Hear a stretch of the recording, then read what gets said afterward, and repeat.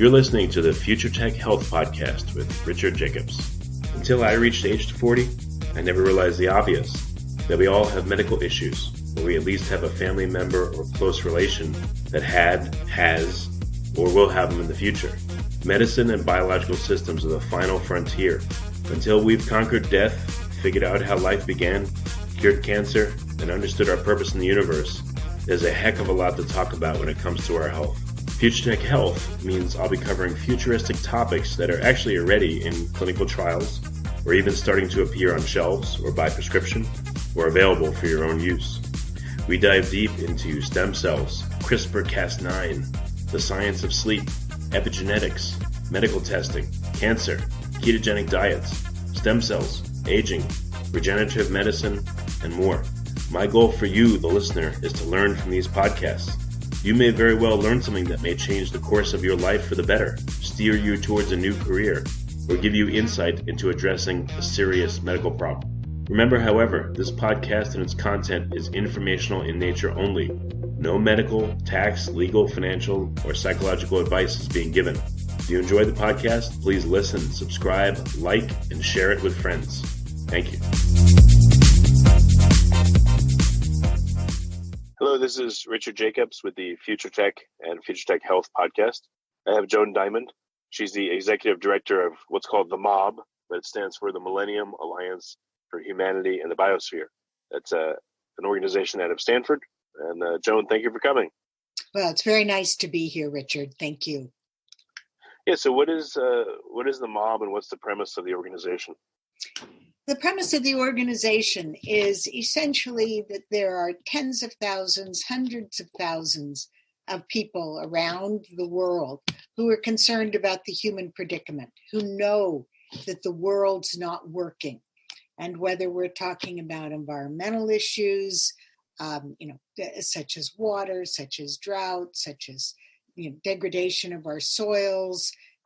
There's quite a few of them that we can name, or fragile financial systems and overshoot with the credit and debt issues, or the dependence on growth. People know that it's not working and want to make, first of all, sense out of why isn't it working, and with that understanding, they want to know what they can do to shift the trajectory of civilization from that of collapse to one of sustainability and equity.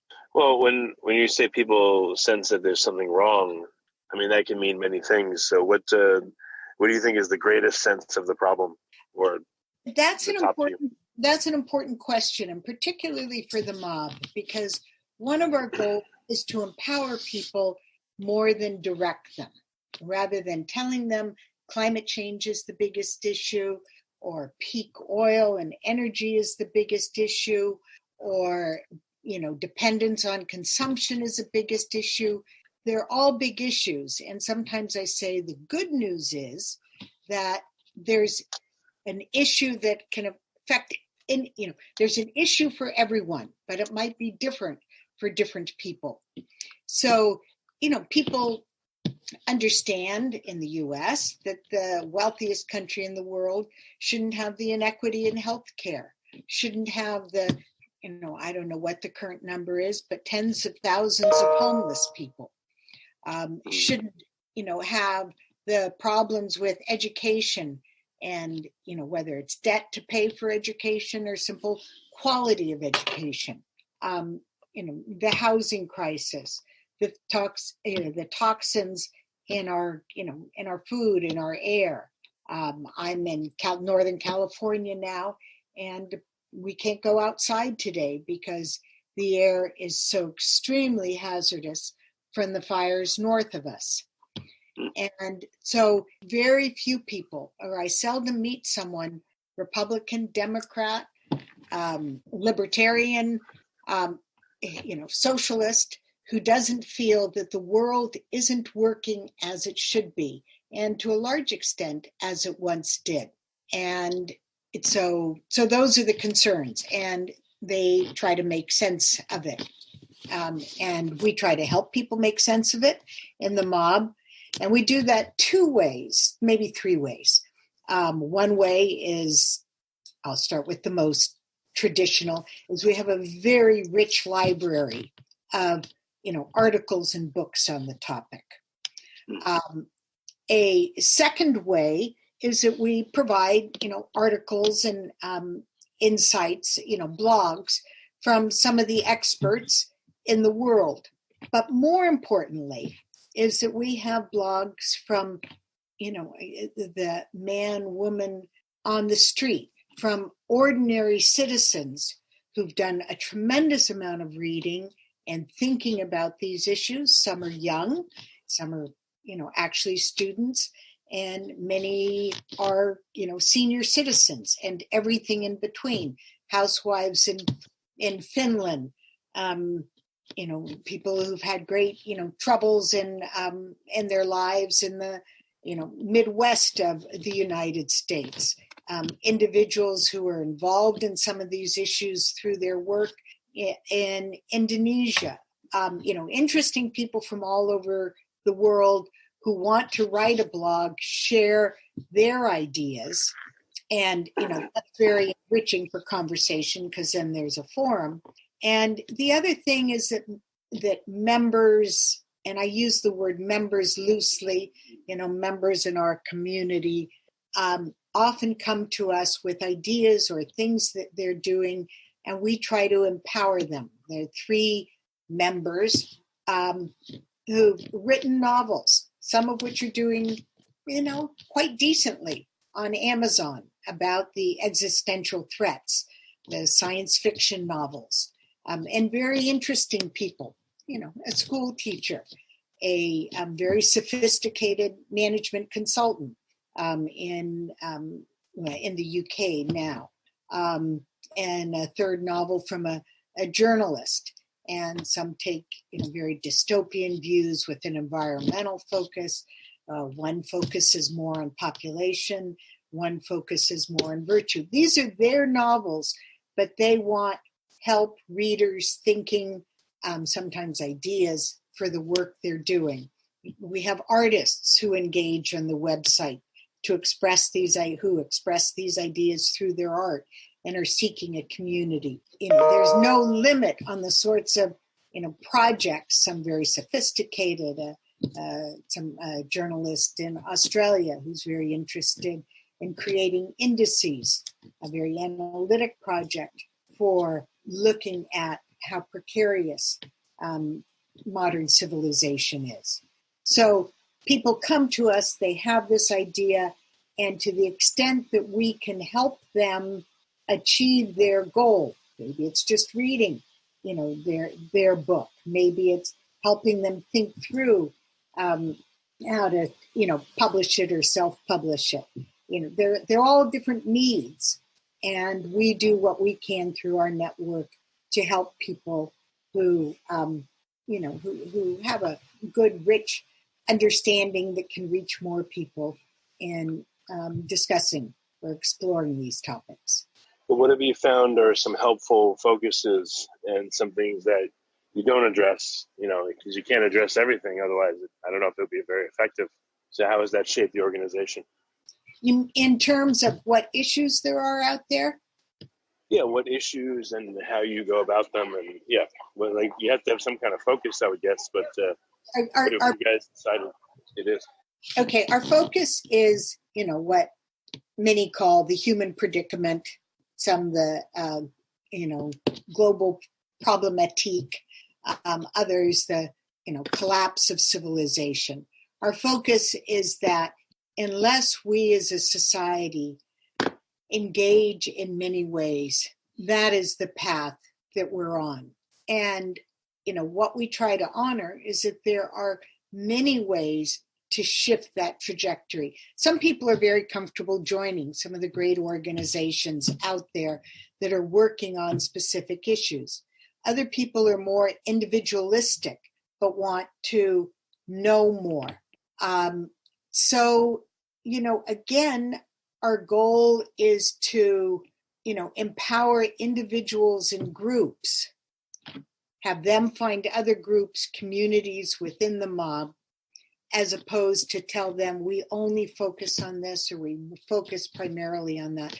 We want to be inclusive. We want people to feel that you don't have to be an elite, you don't have to be an academic to, if you've done your homework, express your view and concern about these issues. And I think we have, and we've been told, very,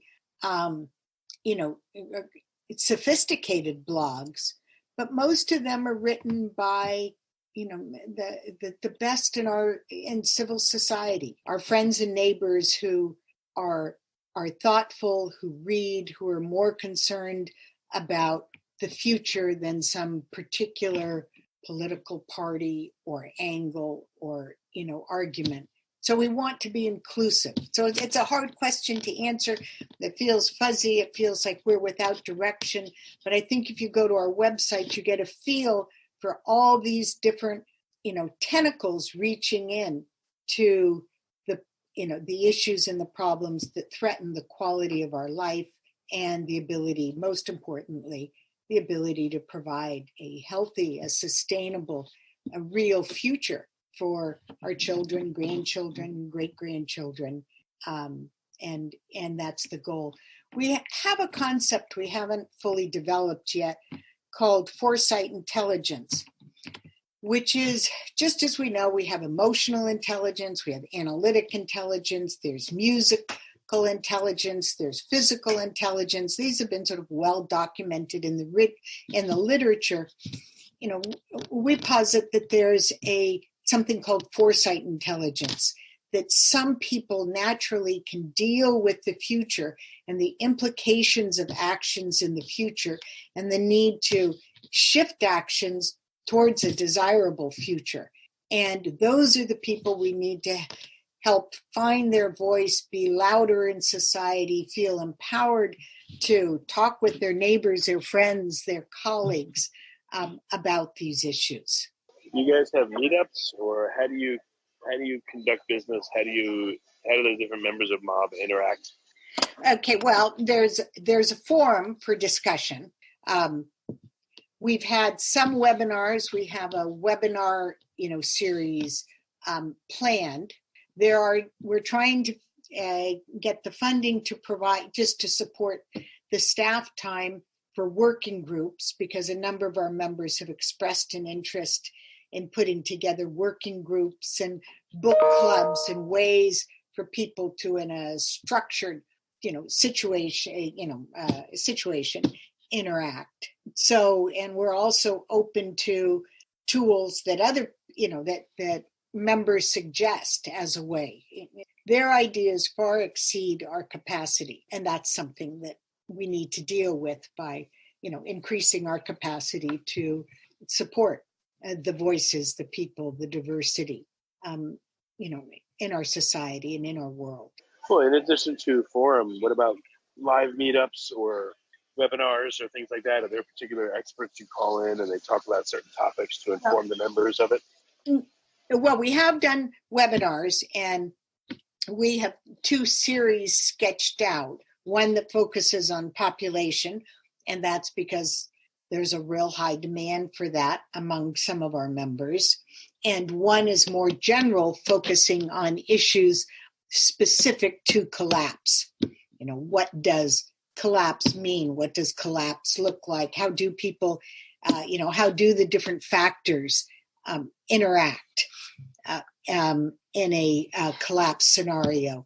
One of our partners is a group in Europe called the Geneva Global Initiative, and it focuses on systemic collapse. What does it mean for the institutions that are the framework for a society to collapse? And we present, some of their work through another partner, which is the CRAN's Foresight Analysis Nexus, which deals just specifically with collapse.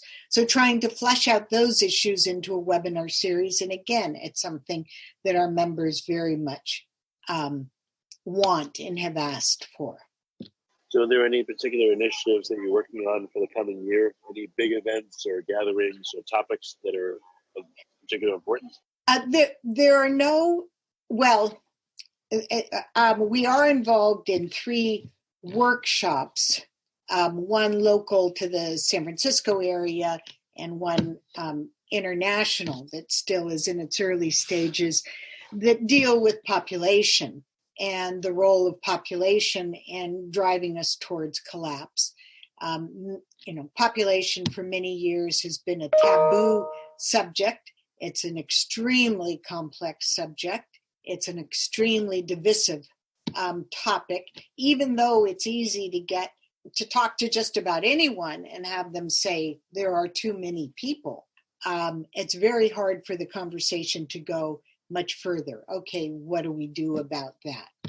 And so, these, both the webinar series, the local meeting, and the international meeting, we'll try to see if we can create a productive conversation about overpopulation and its role in overshoot. And I personally think that the taboos belong to people who feel it's a taboo topic are older, and that the younger generation, whether it's millennials or people who didn't live through the difficult times for the population conversation in the 80s and 90s, they want conversations about population. They want strategies. They want to be able to understand and explore these issues and what can be done. So, I'd say that that our members will see a lot about population in the coming year, and where there are opportunities for gatherings, we'll try to put together, a gathering other than those that are organized at this point. Well, hopefully if things go well, you have a member overpopulation crisis. That's right. That's a nice one to have. I think even before that, I'd like to put a overfunding, crisis. But that's normal for, nonprofits in this world where there's so many people doing good things on specific issues. And we're the place that two things happen. One, we try to make a space for the people who can bring multiple issues to the table. And then we try to, through this empowerment, encourage them to use their voice for change. And we're quite unusual in that respect. So what's the criteria for membership, if there is any? I'm going to say there is none, and there is none. However, in terms of publishing work and putting blogs, there's a culture of civility, of respect, and of inclusiveness. So some people are not very happy when I push back and say, we're not going to make fun or put down people who share our concern about the future, but they don't share it your way. So we don't call people idiots. We don't call people fools. We don't use, strong, demeaning language. These are other good guys who are fighting for the same thing. So there's a degree of, not just a degree, it's a solid line in terms of how we interact, how we listen to one another, and how we respect the different views on the topics. Because these are people, we're talking about a group of people who share the concern, but they have different paths or different approaches. So that is a condition. If you're not interested, if you feel so desperate about the issues that you need to call someone an idiot, we're not the place for you. And that's okay. Okay. Well, very good. So how do people find out about MOB and look at membership and, get involved? MOB, mahb.stanford.edu. And I think it's all pretty clear there. We have a fabulous group of volunteers from around the world who are updating the website, have ideas for getting involved, and work on it. So I think that we're increasingly, friendly and have a fresher face, though we have miles to go. But then the whole issue has miles to go. Well, very good. Well, Joan, thank you for coming on the podcast. I appreciate it. Okay. Well, thank you, Richard. And thank you for what you're doing for furthering the conversation and providing opportunities for people.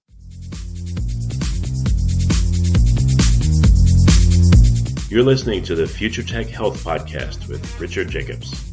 Until I reached age 40, I never realized the obvious. that we all have medical issues, or we at least have a family member or close relation that had, has, or will have them in the future. Medicine and biological systems are the final frontier.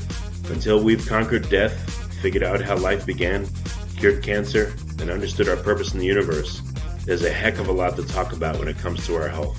Future Tech Health means I'll be covering futuristic topics that are actually already in clinical trials, or even starting to appear on shelves or by prescription, or available for your own use. We dive deep into stem cells, CRISPR-Cas9, the science of sleep, epigenetics, medical testing, cancer, ketogenic diets, stem cells, aging, regenerative medicine, and more. My goal for you, the listener, is to learn from these podcasts. You may very well learn something that may change the course of your life for the better, steer you towards a new career, or give you insight into addressing a serious medical problem. Remember, however, this podcast and its content is informational in nature only. No medical, tax, legal, financial, or psychological advice is being given.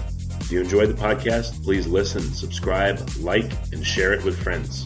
Thank you.